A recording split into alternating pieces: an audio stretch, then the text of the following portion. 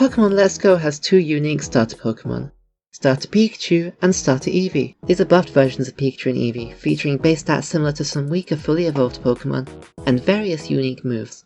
Both of them can absolutely destroy a playthrough, but when it comes to competitive, there's a clear winner. I went over Starter Eevee's success story in my most recent video, so now let's talk about Pikachu and why it's pretty bad, unfortunately. To really understand the problem with Starter Pikachu, we need to take a look at its move pool in comparison to Starter Eevee's. While Starter Eevee gets 8 signature moves, each based off of one of its evolutions, Starter Pikachu only gets 3, those being Floaty Fall, Splishy Splash, and Zippy Zap. So surely these moves are insane to make up for this, right? Well, no, they aren't. They're honestly pretty average. But before we look at those, I'd like to once again say thank you for the support on the Starter Eevee and Poliwrath videos. I can't believe how well they're doing, and I'm incredibly grateful to everyone for helping my channel grow. If you like what you see in this video, please consider liking and possibly subscribing so you don't miss the next one. I'm hoping to reach 500 subscribers as soon as possible, because for some reason, the community tab is locked behind that for new channels. I'd love to be able to make posts about upcoming videos and polls, so you guys can decide what comes next. Anyway, let's get back to the video.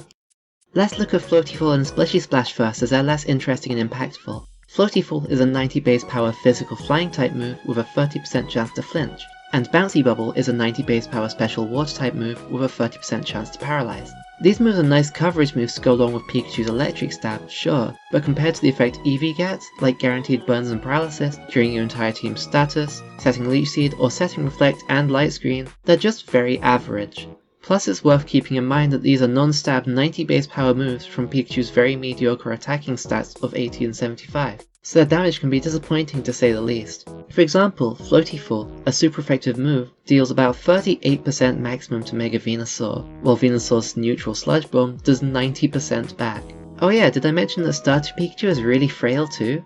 It only gains 10 in its HP and defenses compared to regular Pikachu, who is frail even by unevolved standards, so it deals low damage and takes a lot of damage.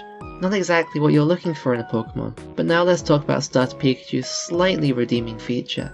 Zippy Zap is a 50 base power physical electric type move that always critical hits and has +2 priority. This means that in practice it's a 75 base power electric type extreme speed. That sounds pretty good, but it's once again let down by Starter Pikachu's per attack stat. As a result, Zippy Zap only does decent damage against especially frail things or things weak to electric.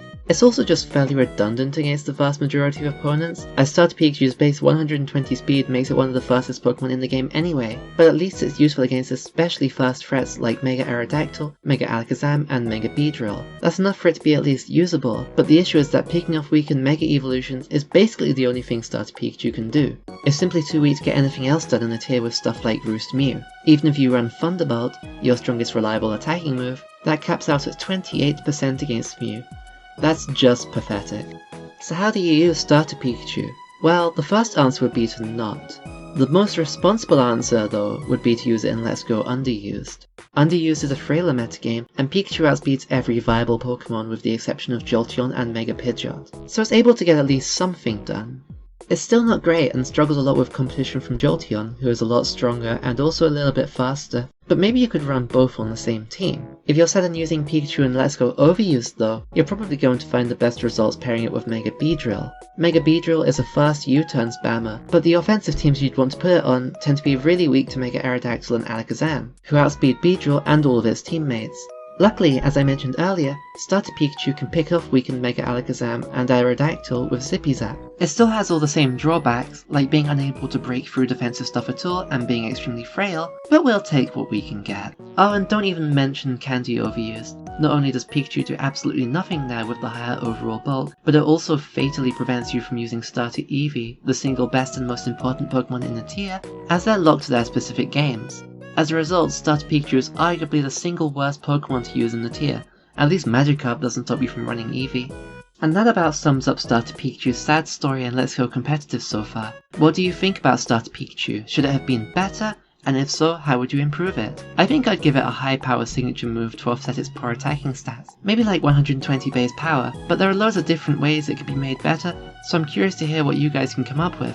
While you're there, let me know what you'd like to see next. There's loads of different cool options like looking at some of the top Mega Evolutions, why Mew and Melmetal are top tier but aren't banned, or other unusual OU Pokemon like Alolan Persian. I could even take a closer look at other Let's Go tiers like UU, Doubles, or Little Cup. Also, don't forget to join the Smogon Let's Go Discord. I talk there all the time and it's a super cool community. Thanks for watching, see ya!